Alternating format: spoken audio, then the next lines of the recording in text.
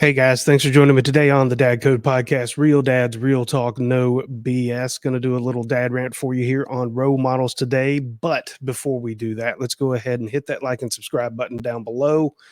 Give us a thumbs up, share it with your friends. Really helps us out when you subscribe as well. Go ahead and give us a rumble on Rumble. Follow us there as well as on all of our social media on Instagram, TikTok, Facebook, and Twitter. Also, all audio versions of this podcast are available on your favorite podcasting platform: Stitcher, Spotify, Google Podcasts, Apple Podcasts, Amazon, and the like. We're there. Give us a follow, guys. Let's jump right into it.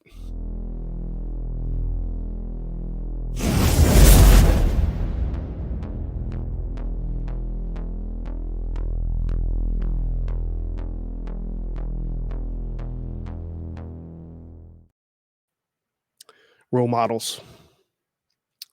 They're people we look up to, people we admire, people we want to be like. As dads, how do we make sure our kids have good role models? Well, we make sure by making sure they're in good schools if we can afford it. If we can't afford that kind of thing, if we can't change what school they're in, we try to keep a reasonable rein on who their friends are, who they hang out with. For example, I don't want you hanging out with Johnny because Johnny is a troublemaker. Or I don't want you dating that girl because that girl's trouble. Because we know best, right?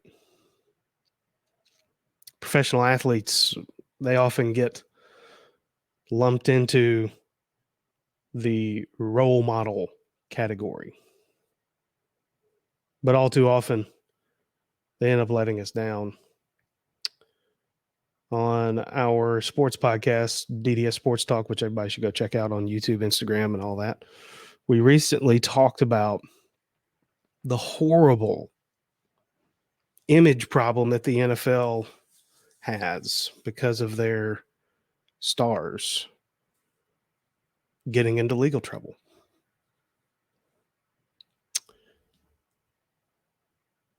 Fighting, beating up people, assaulting people, sexually assaulting women, all that kind of stuff. Deshaun Watson, that's a mess right now. He's got 24 open cases against him. I think he settled a bunch of them, but usually where there's smoke, there's fire. Alvin Kamara, his entourage beat down just a guy trying to get on the elevator with him. And then he decided he was going to throw some punches on him as well. He decided he had to jump in and get his licks in. Both of those guys are viewed as kind of, the good guys. They were, initially kind of baby faces, if you will, for the league. They were people that the league was really wanting them to be kind of the stand-up guys. But they ended up doing something really stupid. And that's not to say that people can't make mistakes, but they have to own up to them. How they handle these mistakes is just as important as just not making them in the first place. That's what role models do. They own up to their mistakes. They handle it the proper way. They set a good example. Remains to be seen kind of how all this is handled. And if they end up doing the right thing, if it ends up being, worked out. But as it stands right now, it looks like it's not a good situation. But I've got a more important question. Why are we as fathers not trying to be the role models? Why are we pawning the role model role, if you will, off on famous people, professional athletes, other people, We're supposed to be the role models. Charles Barkley back in the day, he made a commercial that the tagline was, "I'm not a role model." No truer words have ever been spoken. It was refreshing to see that from someone in his position. I mean, the fact that we aren't already considered the role models in our kids' eyes, oftentimes, that we aren't all up in arms about that. That's a huge problem in our society and in America. How many of our problems in our culture are due to not having dads in the home, or having absentee fathers, or having fathers that just don't act like men? They just go to work, they come home, don't interact with their kids, don't build that relationship, don't teach their kids. We end up raising weak, nice boys and wonder why they end up being weak men or just not very manly. We teach them, like I said, to be weak and nice. We want all our kids to be nice, just like their dads, right? I just want you to be a nice guy. Jordan Peterson, kind of the famed psychologist of the moment, says that weak men are not good men. Actually got a clip here for you. I'll let you listen to it. It's from Jocko Podcast whenever he was on there several years ago. Go ahead and play this for you. Let you listen in. Part. It's a really necessary part. Like, you don't make men safe by making them weak. In fact, they're much more dangerous when they're weak, because they'll stab you in the back when they get a chance, or take advantage of you when they get the chance. You make men safe, let's say, by making them strong, and then by making sure that they're disciplined. And so, you've got people like you've got this, let's say, warrior mentality that's deep part of their temperament. And then you have some choices about what you might do with that. You might try to discipline it, bring it under voluntary control, and integrate it into your character, in which it can make you someone who's stalwart and indomitable, and who will move forward, in the face of tremendous risk. And that's the optimal. That's the optimal pathway if you have that kind of temperament. And I think, like, it's the men that have the most, what would you call it? It's not aggressive exactly, but we'll leave it at that. Aggressive and fearless temperaments that can be the best men. But there you have it. You don't make men strong by making them weak.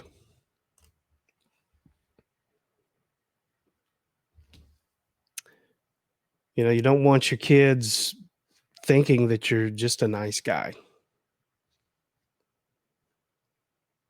You should be a monster, like Jordan Peterson says. He goes on in that same interview that you should be a monster that has it under voluntary control.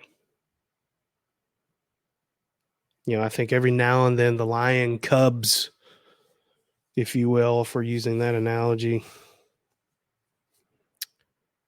need to see the daddy lion's teeth.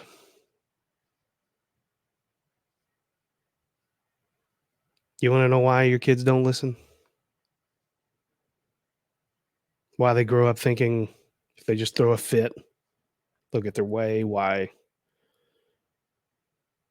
they can't handle their responsibilities? They can't handle defeat or any obstacle in their life. It's because of you. It's because of you, Dad. You made them weak. You didn't show them your teeth. You didn't let them fail. You didn't let them see Daddy's wrath. when they acted up. You didn't follow through with anything. I'm not telling you to go be a son of a bitch to your kids. I'm really not. But they need to know what a real father is, what a good dad, what a good father is. And when you think about what makes a good dad, a good father,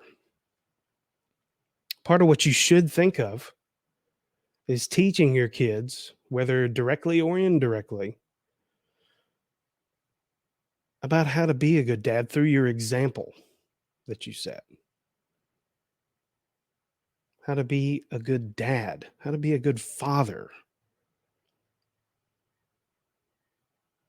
Not an amicable pushover, that just goes to work and brings home a paycheck and lets everyone around him in his house, in the place where it's supposed to be his place of solitude,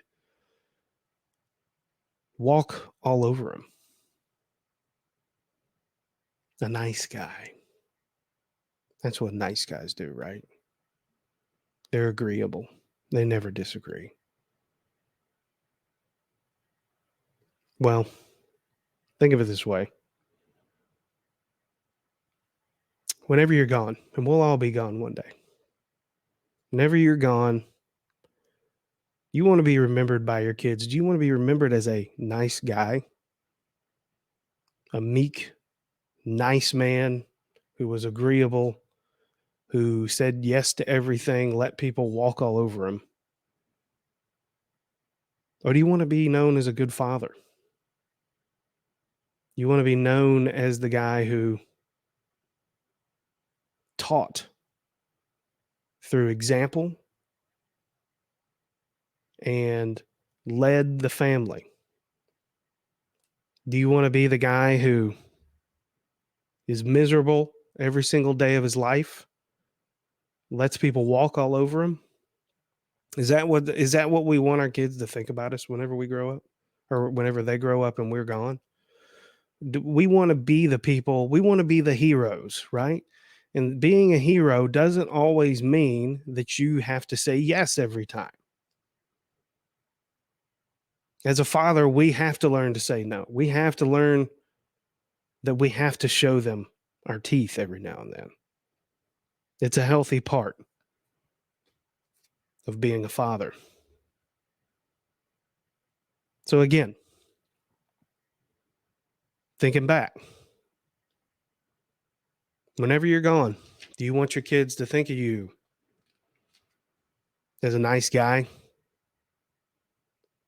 or a good father? The ball's in your court. This was a Dad Rant.